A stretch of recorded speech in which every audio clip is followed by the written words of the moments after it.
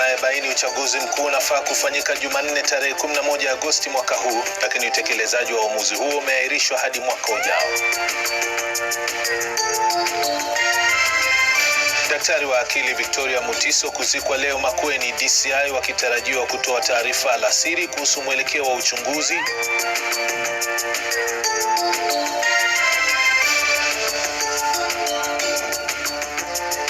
Majonzi na tanzia katika makafani ya Kibugi na Kirogoya, jamaa za watu 10 waliofariki kwenye ajali ya barabarani Murubara wakichukua miili.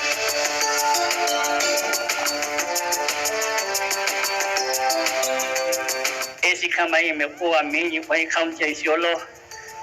Tunaomba serikali ishughulike vilivyo. Na mshukiwa mkuu wa mauaji ya msichana wa miaka 19 aliyemwagiliwa petroli na kuchomwa kabla ya kutupwa chooni afikishwa mahakamani Merti, kaunti ya Isiolo.